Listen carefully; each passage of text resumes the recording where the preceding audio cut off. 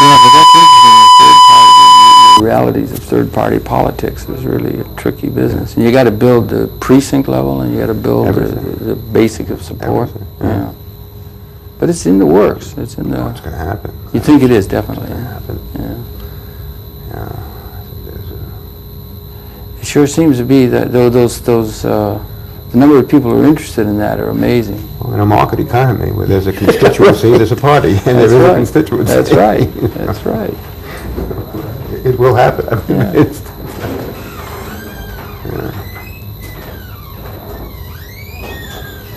Welcome very much to Conversations. I'm pleased to welcome to the program Dr. Fred Newman. And Dr. Newman wears many hats. He's got a doctorate, if I may say so, a doctorate in the history of science or the philosophy of science from Stanford University. He's taken a great interest in psychology and has developed a therapeutic approach called social psychology? Or social therapy. Social therapy. He's worked closely with Dr. Lenora Fulani in her political activity, and he's very interested in third-party movements within the United States. And Dr. Newman, Fred, if I may, welcome very much to Conversations and to Manhattan Neighborhood Network. Well, it's nice to be here. Thank you for inviting me. Maybe you took a doctorate in the history of science, and you've developed this psychological approach that is unique and interesting, the idea of getting and giving and the personalities. You've written a book, among others, Let's Develop, and also another one, The Myth of Psychology, both of which are very well written and very accessible to people. Thank you. But I wonder, maybe we could begin with your interest in psychology. You took a degree in the history of science, but you've developed an interest in psychology, and you have the concept of totality that you come back to too. So I presume you have a sort of comprehensive view of the human scenario and the human, purpose in the universe and that sort of thing. But I wonder, maybe you could develop this social therapy and your interest in psychology as one aspect of what I presume is a totality or an overview of philosophy of science and the epistemological questions of man's function in the universe, but with the psychological development and your social therapy.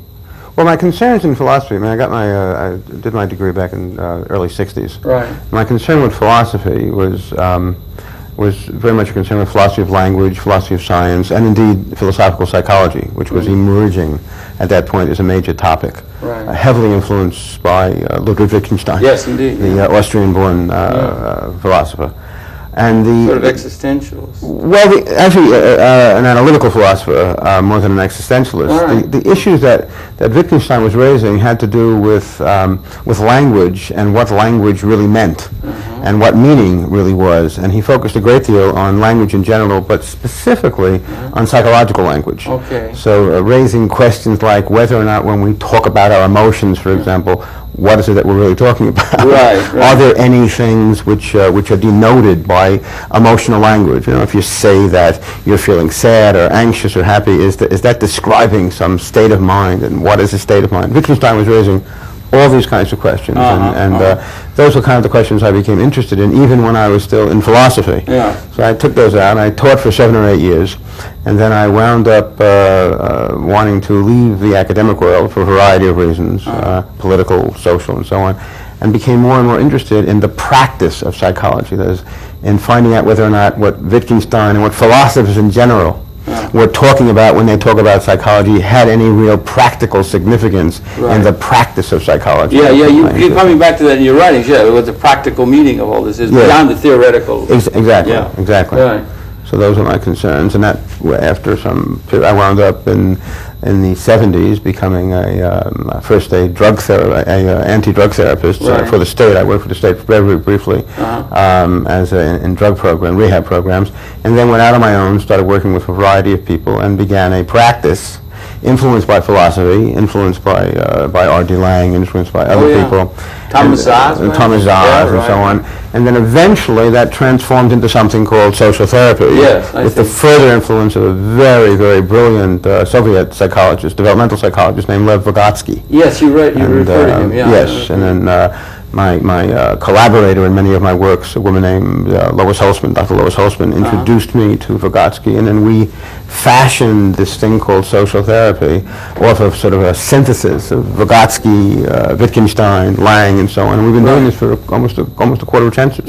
Wittgenstein, Laing, Husserl, perhaps, and also to some extent, the phenomenologist. Right, and then also Thomas Szasz. You have a book called The Myth of Psychology. Yes. And of course, Thomas Szasz has written a famous book, The Myth of Mental Illness. I was piggybacking on it. Right. Yeah, but I mean, he was a major force. Yes. What I was saying about Szasz's work, in a way, was I was saying that I thought what he said was most important. He showed exactly how mental illness was mythic in certain kinds of ways, particularly terms like schizophrenia. Yeah. But what I was suggesting is that perhaps it was helpful to take the next step to the recognition that it's psychology, not just mental illness, which is mythic, but psychology, which is purportedly the way in which mental illness is supposed to be treated. Yeah. The myth cuts in both directions. Yeah, he was an amazing intellect. I mean, had a tremendous power, and so many people admired him, and yet he just absolutely savaged the helping professions in a certain sense, that it was all a bunch of charlatans and that sort of thing. He took that view, but I mean, he was a major force. And you were also, and R.D. Laing was a major force too, particularly in the 70s and so. It's still, the critiques they made of traditional psychology,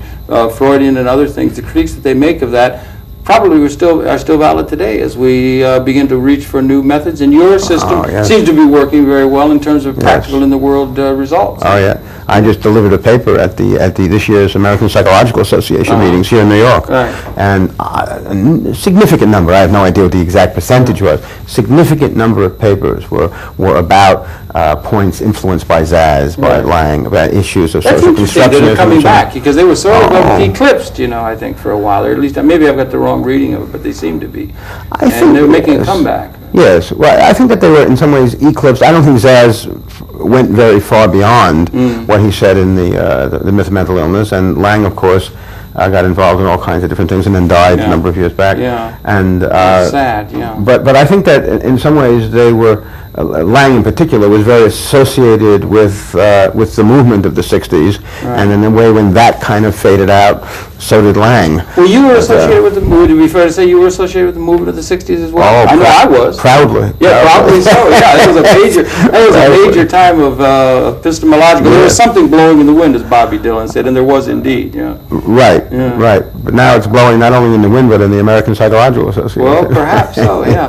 Maybe you could talk a little bit about this. We're going to talk about a lot of different things. You're into politics and all sorts of things, and everything comprehensive in a certain sense. You have a preview. But this social therapy or this approach, what sets it aside? What's some of the distinguishing characteristics of that approach? What you try to do in these social therapy sessions or these approach, and then also it apparently is getting established on a national basis. You got chapters or centers out around the country, and so what? In maybe we could talk 5, 6, 7 different what cities, distinguishes it, and what sets it aside, and because you do talk about getting and giving attitude toward the world and so forth. Yeah. One thing we're concerned with in social therapy, it goes right back to Wittgenstein and right back to these issues. They're all connected for me.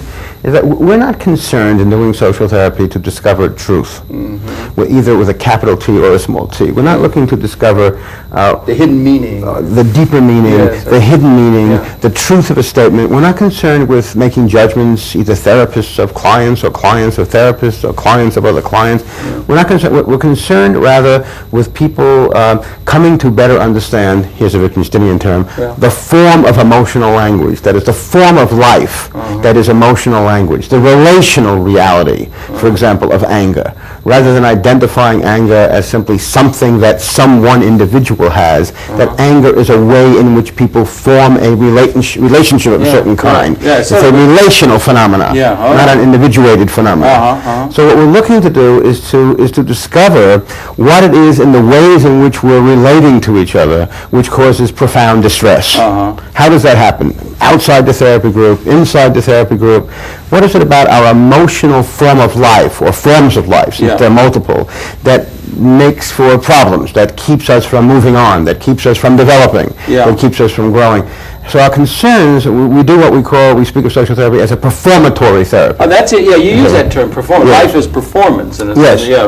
Yes, we're more concerned to have people understand the performance of their lives, the activity of their lives, rather than simply to be in a position to step outside and judge it. Is it right? Is it wrong? Is it good? Is it bad? No. What is the form of the activity that makes up our forms of the various activities that make up our lives? In that sense, it's very relationally based, we often say. And practically based, as opposed to identity based. We're less concerned with theoretical based. Or theoretically based. Exactly. That's good. good. And you use this term, it's interestingly so, if I may say so, and the books are highly recommended. They're very well written, very accessible, very, very, very interesting books with an insight in every chapter. There's something that's worth finding in each one. It's there and so we don't believe in insights, but that's all right. Well, anyway, there's a relational understanding in terms of the totality of the events in this part of universe and so forth in every chapter. But you do talk about the fact that there is an attitude on the part of an individual towards the society in which they are. One is a getting attitude, which tends to characterize, as you put it, the business world, the everyday business world that we are caught up in and so forth. Then there's a giving attitude that might be more appropriate to the personal relationship that a person might be involved in, emotional and personal situation. Maybe you could distinguish between those two attitudes, because I found it interesting that the two approaches that someone might have toward the world about them. Yes. Well, we live, I think, it's fair to say, I'm not criticizing this particularly, just trying to describe it. Yeah. We live in a fundamentally acquisitional culture. Yeah. It's not only in business, it's not only in economics, but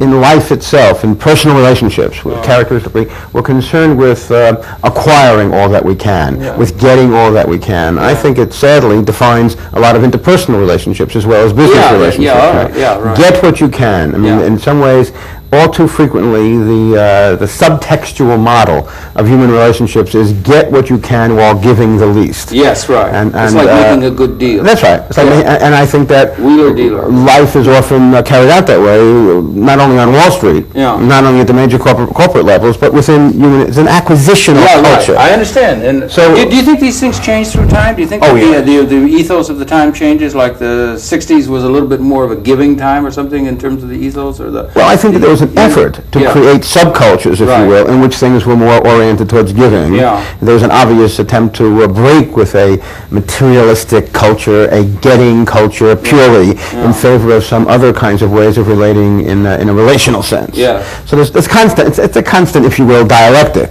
But what remains the dominant culture, I think, in our society is this notion of acquiring, particularly at the moment. Certainly.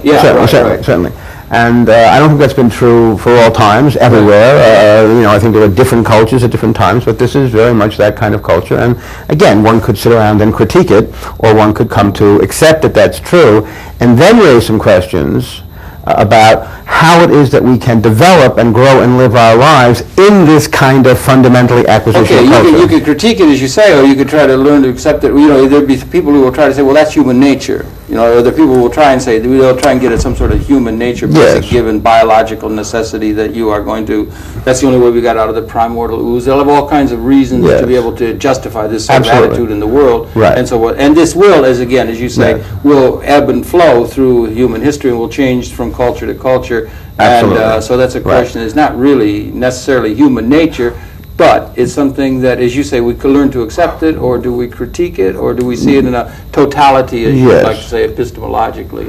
Well, even after all, even if we accept it as human nature, and I don't, for one, I don't believe in human nature particularly, but even if we were to accept it, we would still have to say, gee, there seems to be something of a contradiction, let's say, between this heavy-duty acquisitional model, which is one critical element of our culture, and let's say something like Christianity or other forms of religion, where the suggestion seems to be, at least, that it's better to give than to receive. Now, if it's better to give than to receive, how does that dovetail with another credo in our culture, this dominant notion of acquisition? There's contradictions there.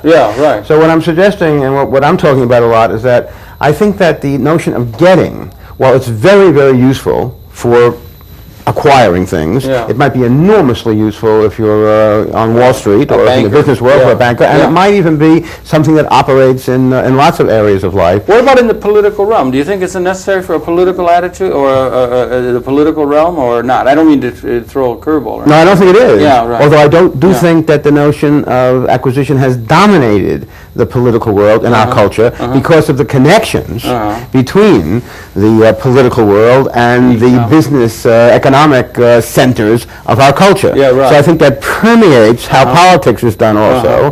Now, I think that there's another whole issue here which comes out of emotional life and human relationships. Namely, how do we learn and how do we grow and how do we benefit from giving to each other? All right. Or how do we distinguish between that world, or can we distinguish between that world of the business everyday reality and then the personal world where our emotional content is being measured and worked? And should there be a firewall between those two? Is there a leakage, and does one begin to influence the other? And does the getting attitude begin to find its way into emotional relationships, personal relationships, to the detriment of the individual or to the society? Absolutely. But moreover, it's very hard for there to be a firewall, isn't there? Because we, after all, we're just human beings. Totality. We carry these total human beings around. Right. So if we go to Wall Street, we're still the same people who are in a personal relationship with our children, with our friends, with our pets, with our wives, with our husbands, so on and so forth. So that you can't make the separation. What it produces, I think, actually, is a kind of a social schizophrenia of a certain sort. Right. People have to kind of keep shifting gears. Yes. And one can say,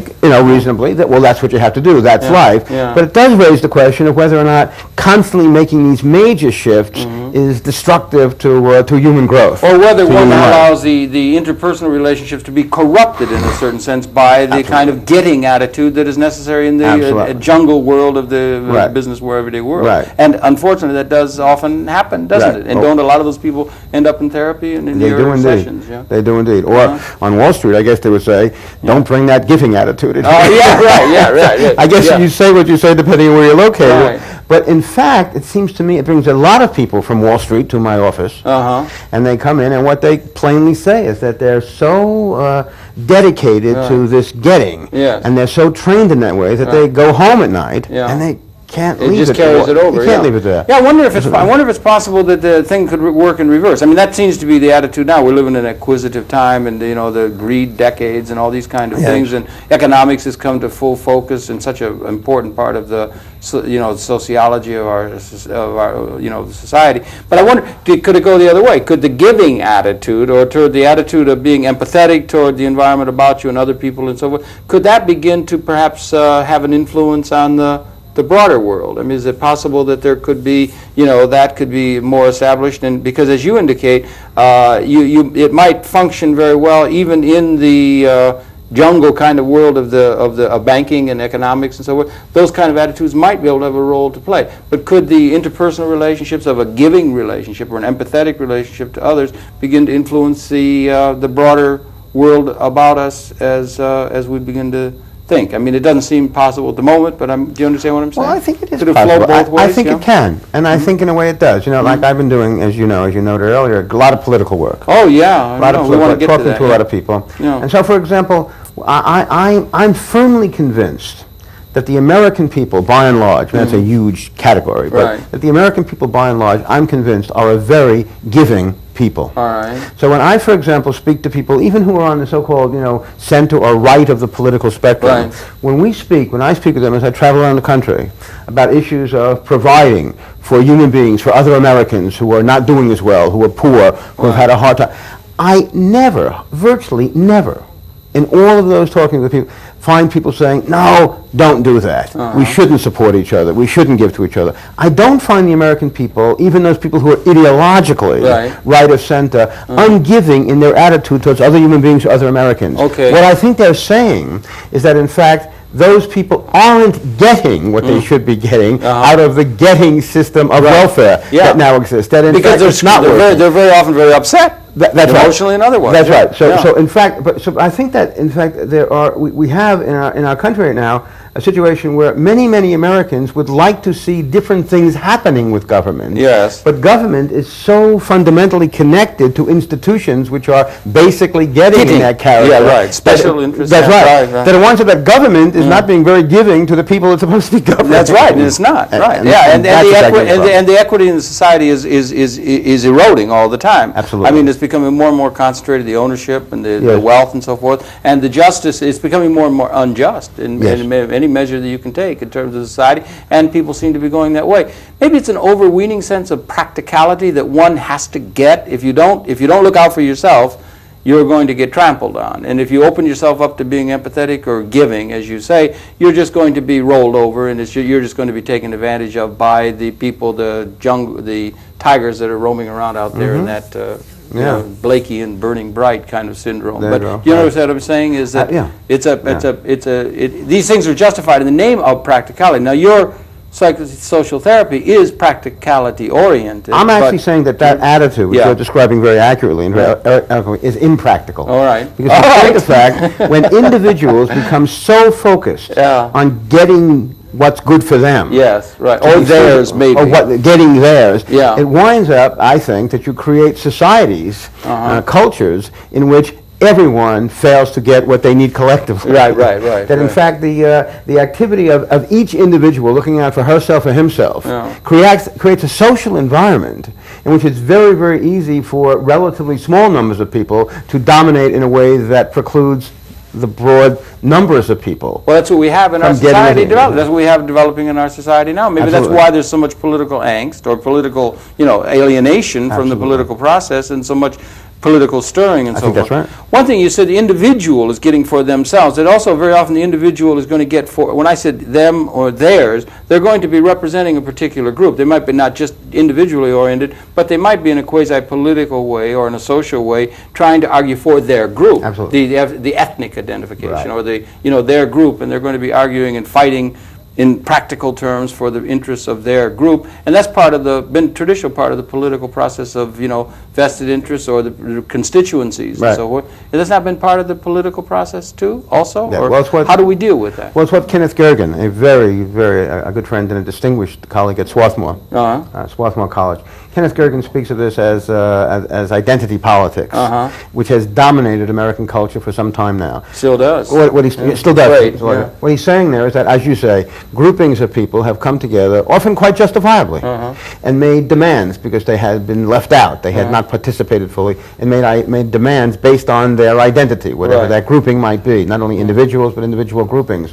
But what we've come to see is that the making of those demands sometimes leaves people without dealing with the broader relational or coalitional issues. Or totality. Totalities. And so things are undermined. For example, the Constitution and the Bill of Rights gets undermined in some ways off of each individual grouping, which, by the way, is appealing to the Bill of Rights typically, seeking what they want for themselves justifiably, without a question, but not thinking about the broader interrelational considerations, the totality. And so what happens is the situation is set up where these handfuls, as you were, in big government, can have greater control, and these individual groupings, not to mention the totality, don't get what they need, don't get what they want. So identity politics, which grew out of, one could argue, the 60s, I think, Ken Gergen suggests, I agree with him, and I think this is true for identity psychology also, has reached a limit. I see. A limit of growth. I see. And now to go further, we have to find ways of doing what he identifies, and I would identify as relational politics. Or totality? Or comprehensivity? Create totalities, to create more than coalitions, appealing to the broad cross-section of the American people. And to the degree possible, appealing to the understanding of things in the most comprehensive possible manner that is possible for us to be able to do. Absolutely. In order to be inclusive in a systems way Yes. of the whole of a Yes. system. Maybe the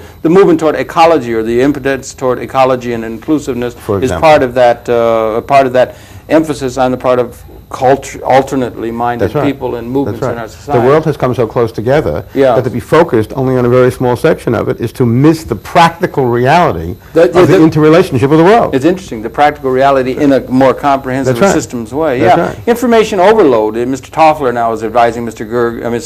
Gingrich and so forth, and they have in cybernetics, they say information overload, that you get information overload within a system allows for pattern recognition at a higher level than that which the system itself is a part of. Or an organism, each of the cells is operating within a totality or so that each of the cells has to be in touch with one another. You have one runaway cell, that's a cancer, really, within the organism. They begin to reach for some of these metaphors. Rupert Sheldrake in England, or Gaia Lovelock, and some of these people, the Gaia principles, trying to reach toward a comprehensive reading of the human, purpose within the broader evolution of consciousness itself. Do you think we're at a time of fundamental transformation in terms of the human condition? Do you think we've reached a point where after 200,000 years, or whenever first Homo sapiens sapien appeared, apparently in Africa we all come 200,000 years ago, that we reach a point where we have these tremendous destructive capabilities, which technology, extensions of consciousness are,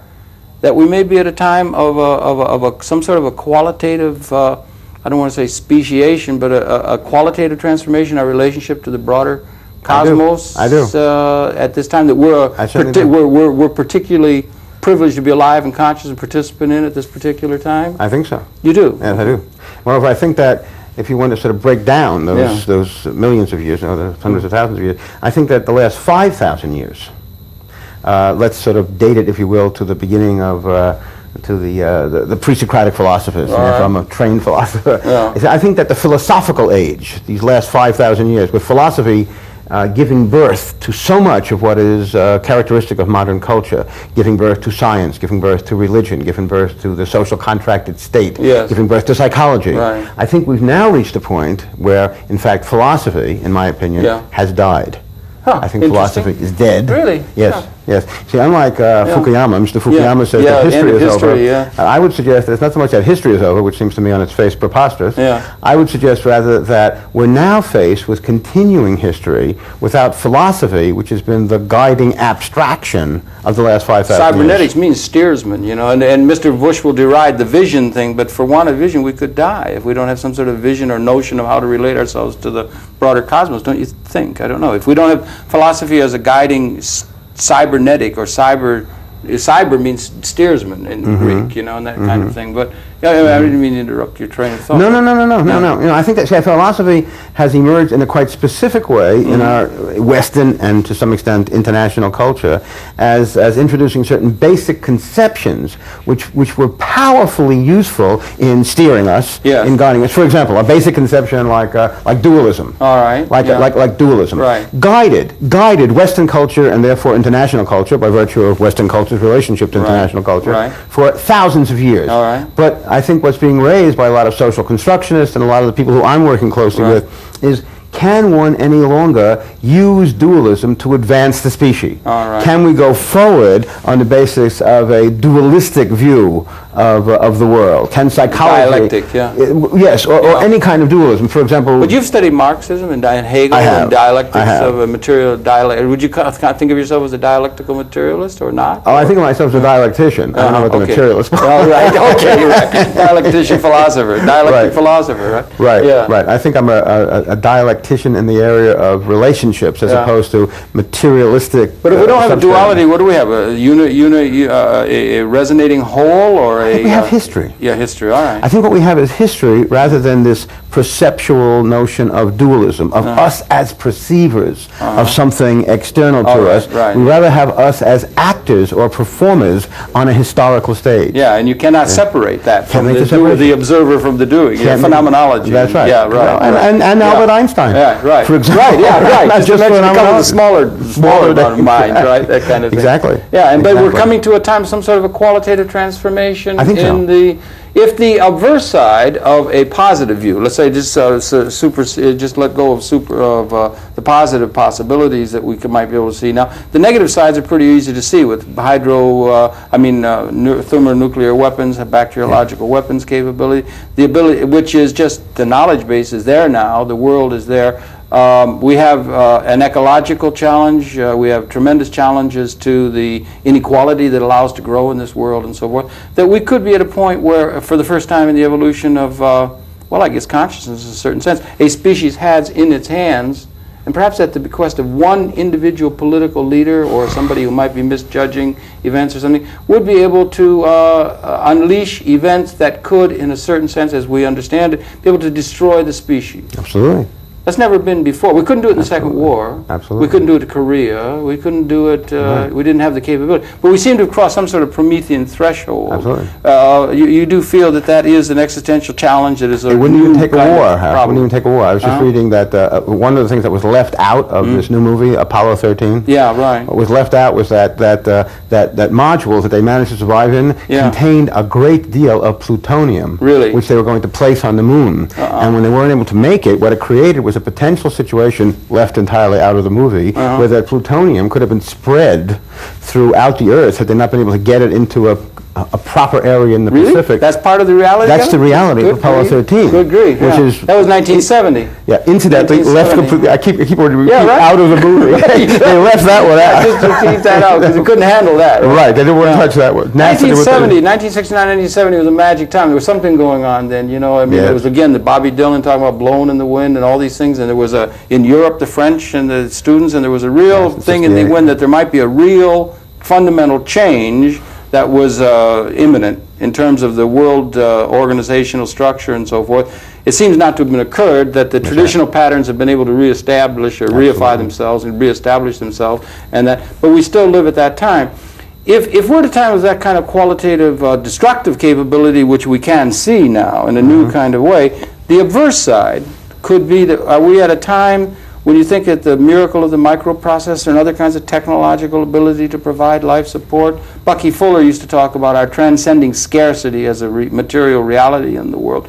Do you think that the adverse side would be something on the order of a kind of liberation that had been from the historical? James Joyce had Daedalus say, history is a nightmare from which we're attempting to awaken. That we might be at a time of awakening from the historical patterns of scarcity-laden principles that perhaps are being superseded by the material reality? Well, I actually think that the technology, what? For example, computer technology. Yeah, what's the adverse side of the destructive Well, the adverse scenario? side is that all of this can be used if it can escape, if we can successfully help it to escape from the clutches of acquisitional control. All right, it can be used in a profoundly liberating, completely liberating way. I think the internet is one of the truly exciting things because people can communicate to each other in ways that are vastly less mediated than the existing arrangement of communication. And let's not forget access cable television too, which I think you have a program. Yes, don't you do a program? Philani and I do a program. Yeah, right. You do, and you have another one in psychology as well, or you and Lenora do a program. Yes, Philani. it's mixed. Okay, right. Okay, yeah. I didn't mean to interrupt you. No. And access television is sort of on the lines with that.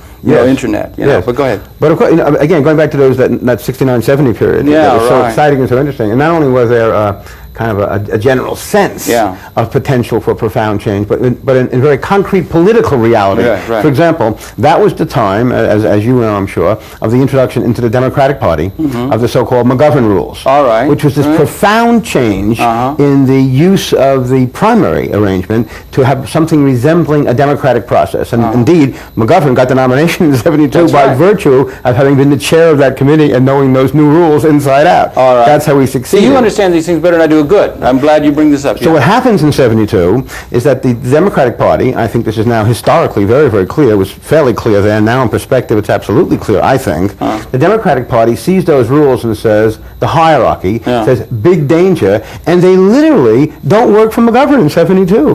They prefer to see him defeated and start to undo those rules, which they do over the next 12 years. Yes, so those rules no longer exist. No longer exist. They're gone. And so what were some of the characteristics of those McGovern rules? Well, fundamentally, they opened up the whole process to have essentially the delegates be purely by democratic election, to have no super delegates, to have no special delegates, no appointed delegates, but to have everyone elected from the bottom up, which opened up the door to have primaries be essentially the process, if not caucuses, in every single state.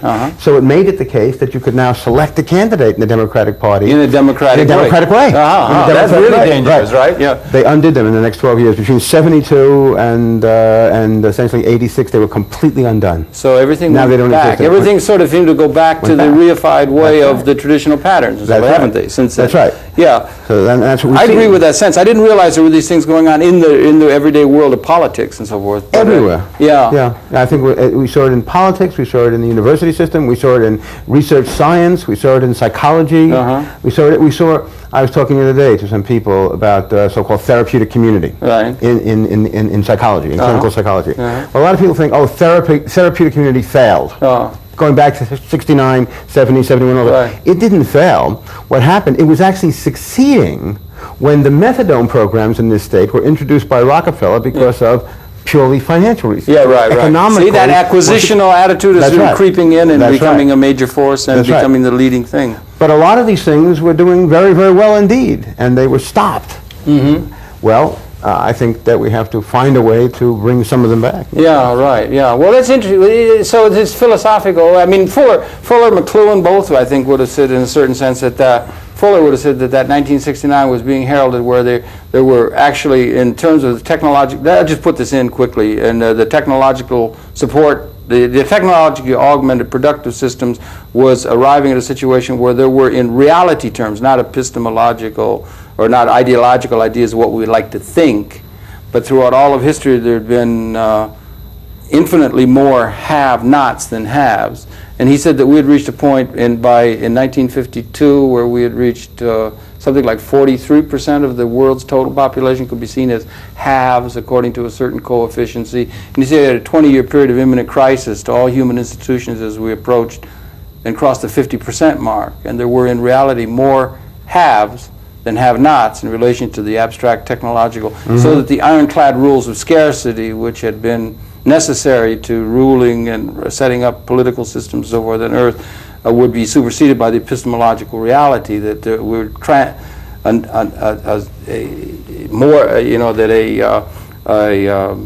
a post-scarcity or a surplus or an abundance or abundant capability would become actually characteristic of the world, and that we'd have to organize things in a fundamentally different way than the scarcity-based assumptions of the past, and that we crossed that line about 1969, 1970, you know. So he said that would have been one epistemological reading of it. We certainly have not established it in the world as it is now. But if these things are going on epistemologically or ontologically, these developments are going on, they're going on despite the fact that we have not been able to find the vision to realize that.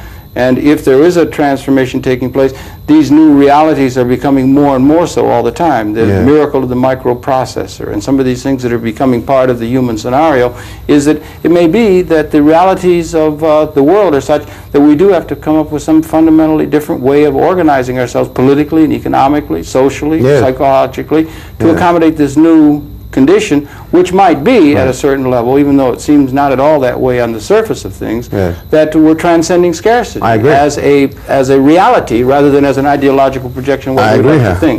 That's a fundamental transformation that's never brought up in political discussion or anywhere transforming, I think we're transcending scarcity, but it's not so clear that we're transcending the needs of some relatively small groupings of people in our culture who thrive off of scarcity. Well, all of our economics systems scarcity economics.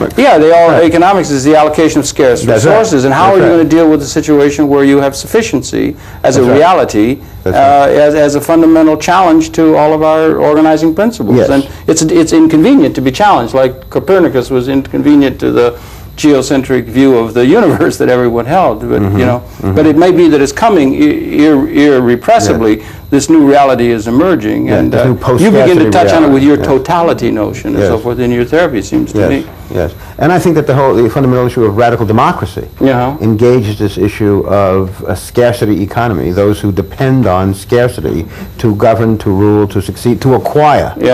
And I think we do have to reach a point where we move to a post-scarcity conceptualization. You do. You use this language. I didn't see it in the book, but I mean, it's a pretty much of a. If you were to say to most people, "Is there enough in the world?"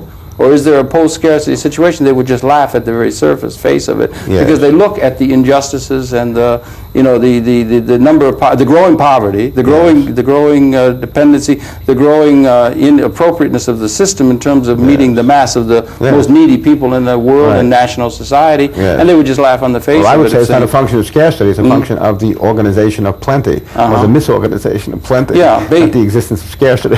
And it's based upon principles that have, after all, been there. If this is the case, that we transited that situation only just yesterday in terms of the evolution of human society. Pascal Havel I saw writing the other day, and he said that the fabric of society, of civilization, is very thin on top of the whole of human experience. I mean, it's very thin that modern civilization has developed, and it's a very thin, it's only just occurring. So we might be able to be a little bit more understanding of the fact that people cling tenaciously to historical patterns that are tried and true and do not want to reach out for something new and different. You seem to be reaching out for something new with your psychology, with your philosophy, and also, if I would, we want to get around to some of the political activity you're involved with, because we had these two traditional parties in this system in the United States, and now there begins to be angst among the middle class. We have downsizing, we have people being laid off, we have technological displacement, Jeremy Rifkin's written an interesting book on the end of work. Aronowitz is following this. Other people, Chattel at the UN, other people are beginning to see that we're coming up against a fundamental problem of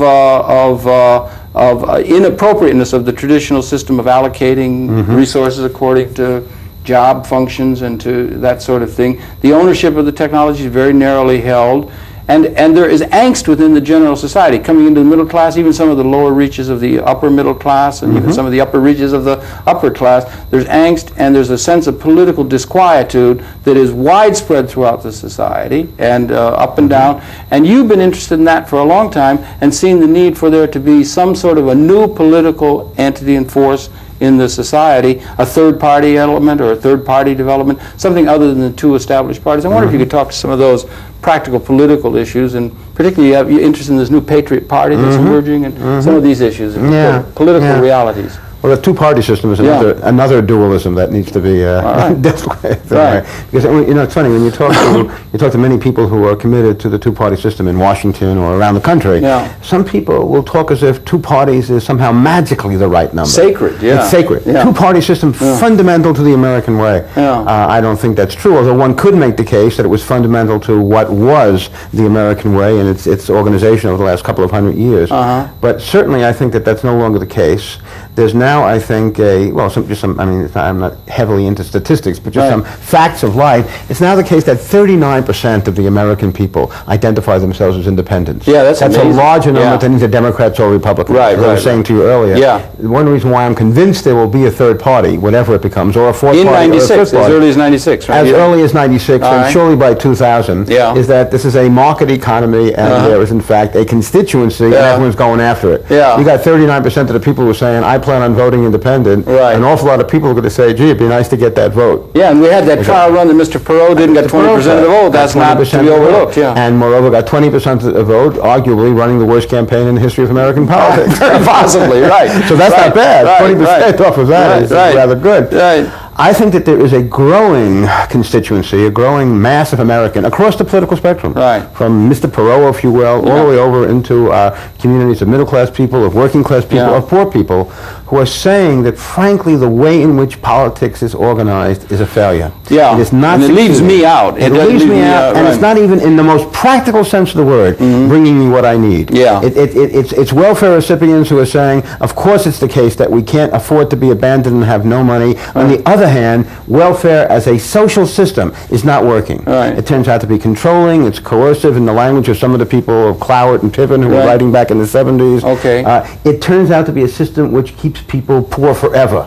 So on the one hand, while you need something which is going to make sure that people don't starve, you have to have such programs, in my opinion. Or you're going to have social chaos. But it's also the case that if you have a program of the sort that has been brought together as the welfare program going back into the middle 30s, but surely in the 60s and 70s, it's so politicized. It's been so politicized as effectively a program designed mainly to make sure that certain people in certain areas get reelected and reelected and reelected, and it is not an effective program of growth. It has not succeeded as a program to give a helping hand towards the end of a growing need for people to learn and to advance, to be upwardly mobile, and so on. A lot of Americans across the whole economic spectrum, political spectrum, are beginning to say big government is intrusive, it's failing, it isn't in keeping with the American Bill of Rights, from Waco all the way to Ruby Ridge, across the whole country. There are people who frequently, who over the last 50 years of American history, never appeared in the same room together. Who are now coming in, the Patriot Party, at the Patriot Party meetings. That's Nick Sabatini. Sabatini's the chairperson, Nicholas Sabatini from Pennsylvania, Perot person in Pennsylvania in 92. People coming together who never spoke to each other before, who never talked to each other, who, if you thought to put them in the same room would say, I'd never go near that, are now dialoguing with him. As Americans, again, not to get overly patriotic, but as Americans who recognize that the social system, the big government system that is now running the show, two-party system, fed by it, is failing. it's on practical terms. Yeah. I think that's the critical issue. It's not an ideological question. Yeah. It's that they're not delivering. It's everyday reality. They're not delivering. The economy is obviously in bad shape. Yeah. For all of their there's something going on that's not right. For all their grocery basket indicators, which say that everything is fine. Yes. Stock market's going wild. It goes up and up and up. It's all-time high. Yeah. Americans across the country will say, this is not a solid economy. I wonder, you're saying, they're running against big government and they want fiscal responsibility and these kind of issues, which are there, obviously so. I mean, Newt Gingrich would run against big government. A lot of people that are on what we call the right would run against big government in a certain sense, and they have that kind of attitude against big government. But it's also big institutions and corporate entities as well. Bureaucratic, in the private sector, corporate entities where, more and more like the media giants are now conglomerating, the banks are conglomerating, things are becoming bigger, and the ownership of the technology, which is increasingly responsible for the production in the economy, apart from productivity analysis and so forth, that is becoming more and more concentrated in fewer and fewer hands, I do believe. I do too. And so it's not only the government, but it's also the bigness and the large special interests, as it were, in the corporate structure, which is also part of that pattern of agglomerating power. Well, they're working together. Yeah. I mean, I don't think it's conspiratorial, but they're both very heavily monopolized. We have the political system is a monopolized system. A two-party system, which I would argue is really a one-party system, is a monopoly arrangement which effectively creates laws which makes it impossible for smaller operations to grow and emerge. And the same is true in the business world. That kind of process, you see a unification, as it were, at the top, and smaller operations, less bureaucratic operations, have a hard time surviving. I mean, read the paper every day. Look at the mergers in the communications area, on and on and on. Ted Turner said it the other day. He was giving a talk before the press club, and he said, we don't watch out, we're going to have about 3 or 4 companies, 5 or 6, 8, 10 companies that are going to control all of everything that you see and hear in the media, And he plans on being one of them. Well, he wants to be one of them, but I mean, he's just saying, he's an interesting fellow. Right. No, he will actually, critique the thing and right off the top. But I mean, the fact that this is growing and is going in that direction, the banks, Chemical and Chase Manhattan just merged, it's just getting smaller and smaller. And this is creating a sense of disquietude among great numbers of people, which is making it ripe for there to be, to the degree we still have an economic or a political democracy, that it has any meaning and people are not just being led around by the nose and so forth, which perhaps they do. It leads an opening for a new political process to be able to exert itself here. Absolutely. Lenora, who you're very closely associated with and have been, has run for president, has run for, maybe you could talk a little bit about her, because she's done independent runs in the name of, for the presidency and for the governorship and so forth, and you've helped her work that out. Maybe we could talk a little bit about that, and then bring it around again to the Patriot Party, and let's not forget also the Transnational Radical Party, which I think Lenora and yourself have become interested in, and I've become interested in, along with Gore Vidal and Judith Malina and some other artists and so forth. Maybe you could talk about this in an international scale as well. Well, Fulani ran for the presidency first in 1988. Yeah. And it was actually, you'd never guess this from the fact that it's not heavily covered by the establishment media, but she actually became the first woman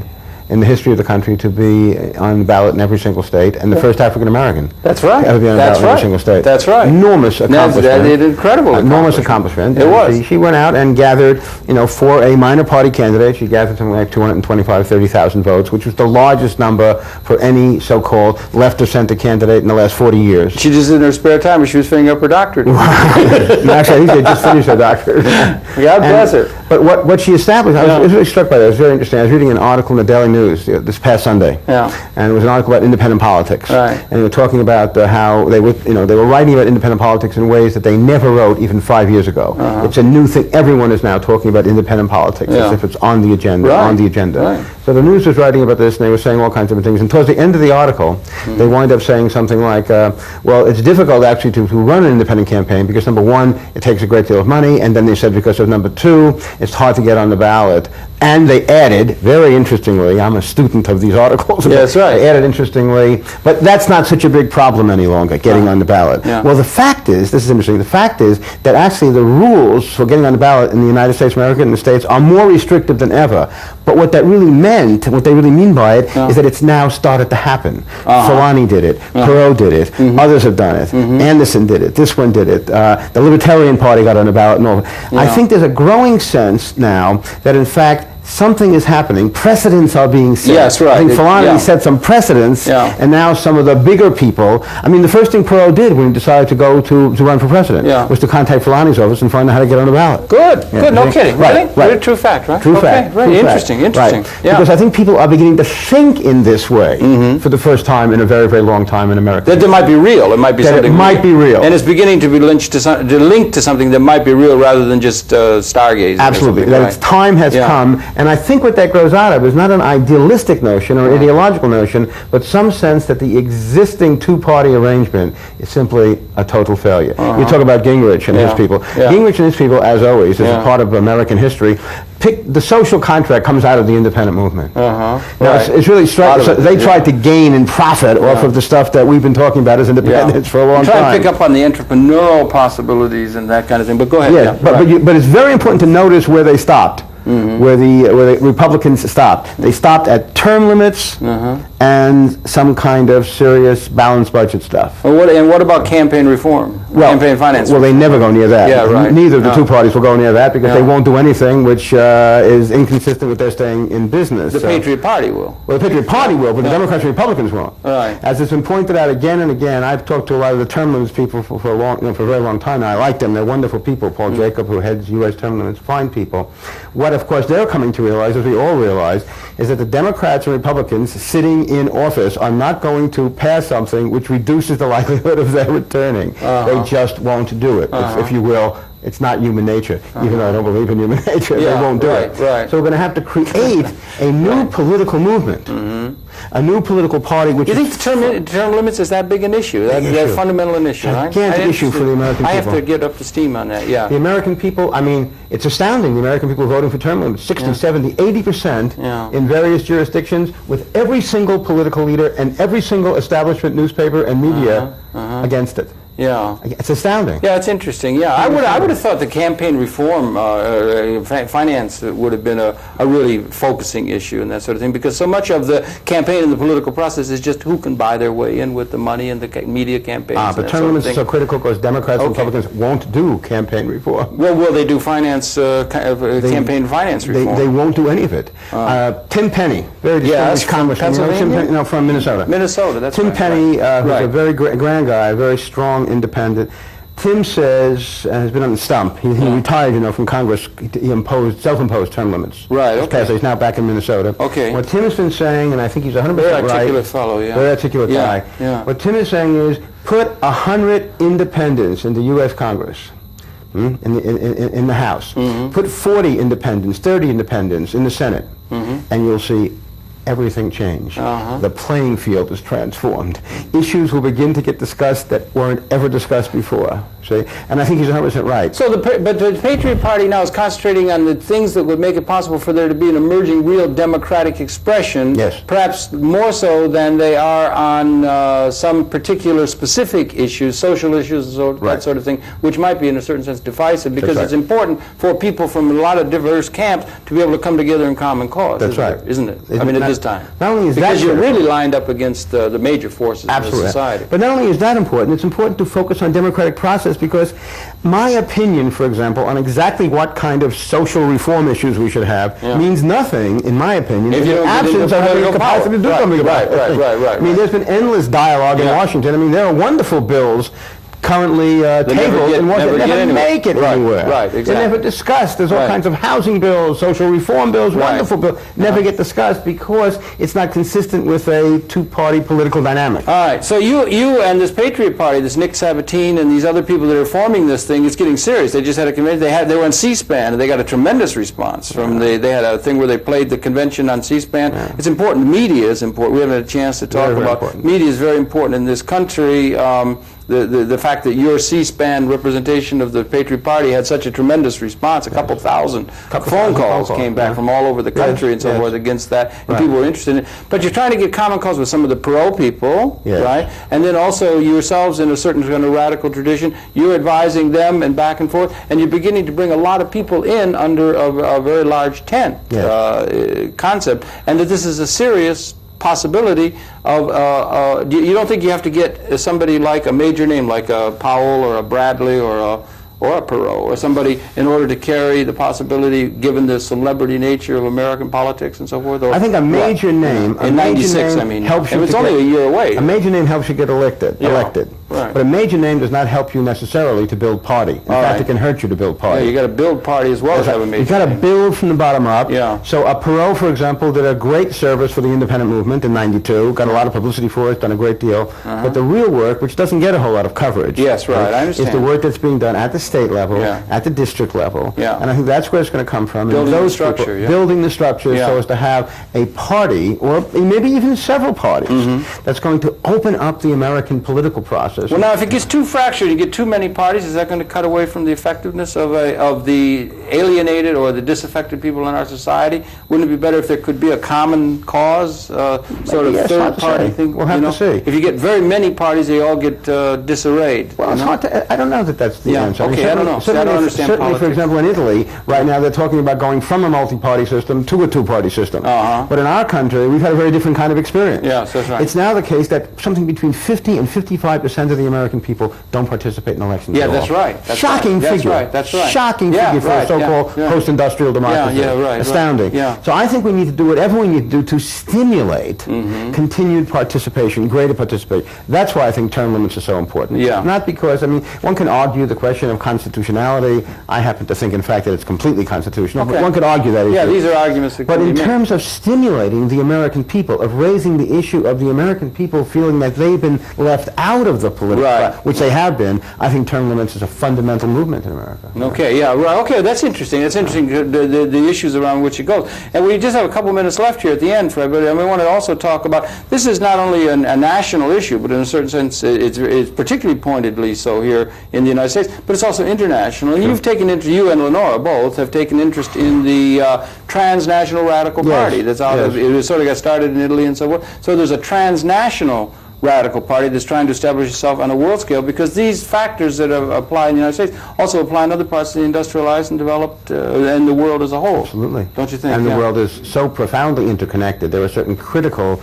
social issues, economic issues, cultural issues that interconnect the world that I think is important. Well, back in the old days, I used to call myself an internationalist. Now I'm a transnationalist. Yes, right. It's a postmodern age, but I think that we have to appreciate that issues, for example, like war crimes, issues like capital punishment, issues like fundamental issues of how the human species is going to relate to the world, I think need to be discussed on an international basis. Right. And this transnational, it's interesting, the people they've been able to attract into that transnational radical party out of Italy, they got Gore Vidal, amazing voice, a critic of the society, which carries a lot of weight, as it were, to serve with the libertarian community and other aspects. Communitarian community. And you got these artists, you got Judith Molina, you have the Dalai Lama, and a whole host of people who are calling, in a certain sense, the same factors to be that, that we need this change, and they're trying to do that on an international basis, and we want to wish them well. And you have associated yourselves, and Lenora has associated themselves.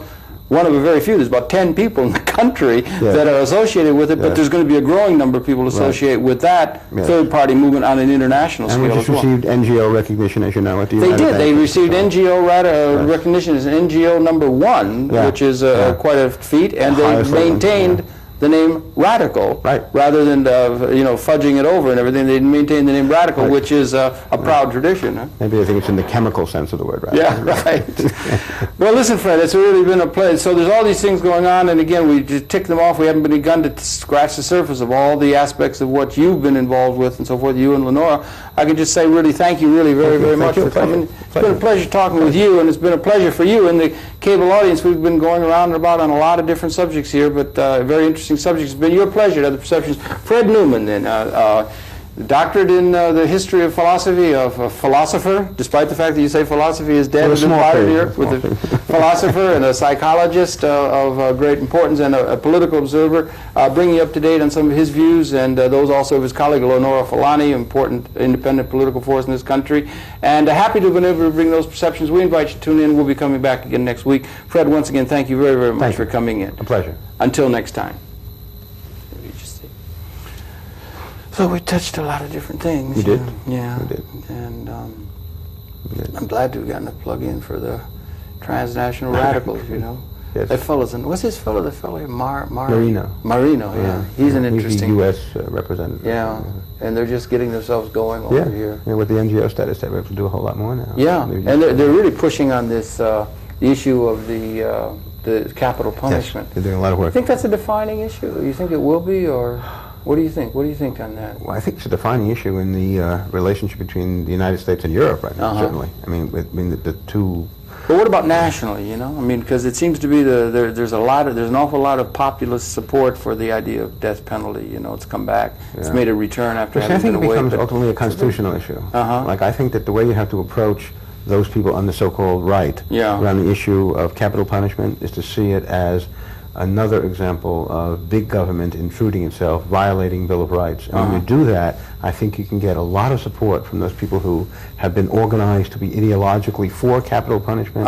As soon as they start to see it as intrusion, as intrusive, as violation of the Bill of Rights. That's interesting, yeah. Then they start to say, well, you know, gee, that's like a lot of other things that we're opposed to. And they start to move. So. Yeah, and it's important to be able to, it's important, I guess you understand that, it's important to be able to bring coalitions to, that can bring a lot of different people together. Sure. You know, and that's the kind of time we're in, where you're going to be able to start having a lot of people who've been thinking they were absolutely opposed to one another, finding they have common cause. Yes, or been organized to think that way. Yeah. Absolutely. Yeah. Absolutely. So it's overcoming that kind of thing. It's overcoming.